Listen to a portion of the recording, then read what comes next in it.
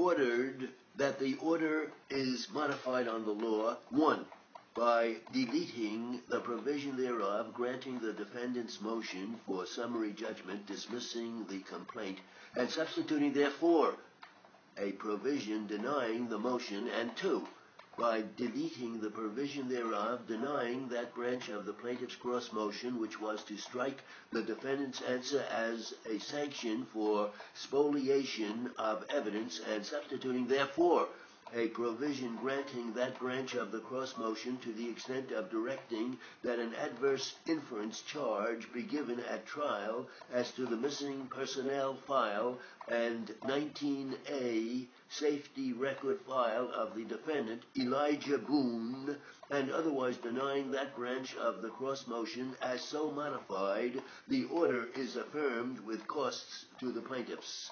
Manuel Mateo, an adult, allegedly was injured when the bicycle he was riding was struck by a private charter bus owned by the defendant, Royal Tours Service Incorporated, and operated by the defendant, Elijah Boone.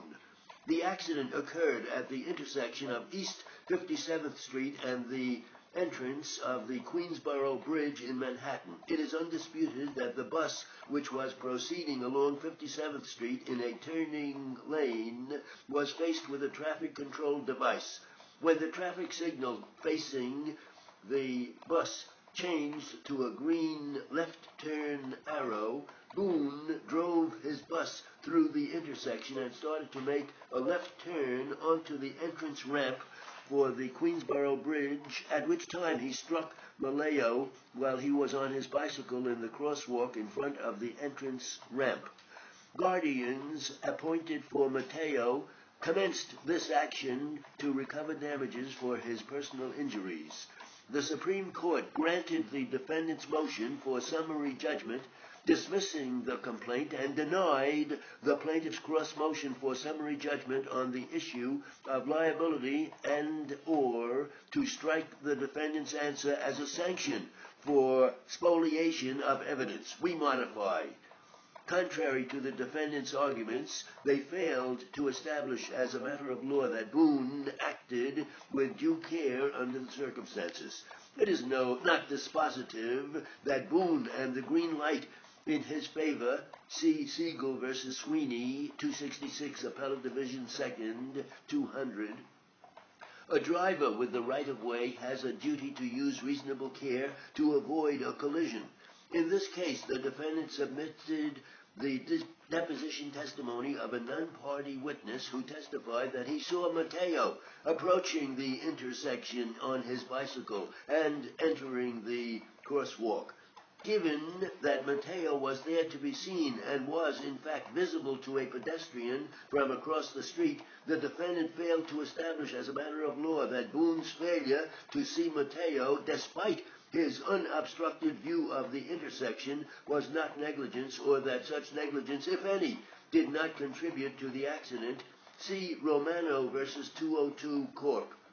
Moreover, even if Mateo was in the intersection against a traffic signal, there can be more than one proximate cause of an accident, and the defendants failed to establish as a matter of law that their own negligence did not contribute to the occurrence.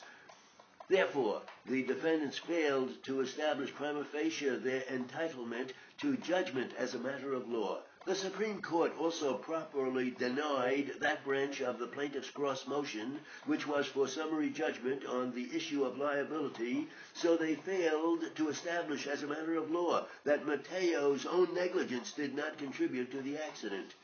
Further, although the plaintiffs demonstrated that the defendants called to produce and may have either negligently or intentionally destroyed certain records, including Boone's personnel and 19A safety record file, the plaintiffs did not demonstrate that, as a result, they are prejudicially bereft of the means of prosecuting this action against the defendants.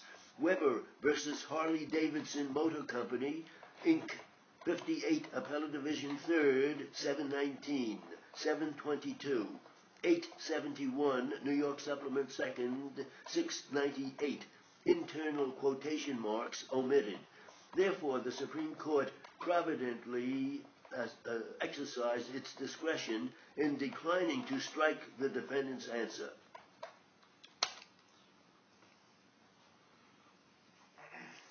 So.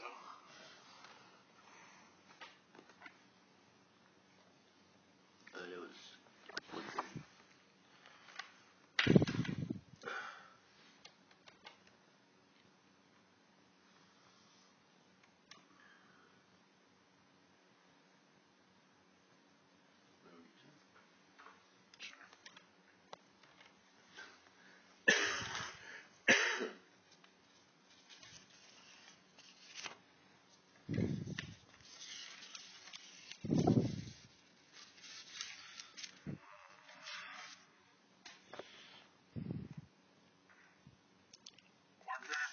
The order is modified on the law, one by deleting the provision thereof, granting defendant's motion, the defendant's motion for summary judgment, dismissing the complaint and substituting therefore a provision denying the motion, and two, by deleting the provision thereof, denying that branch of the plaintiff's cross motion, which was to strike the defendant's answer as a sanction for exfoliation of evidence, and substituting therefore a provision granting that branch of the cross motion to the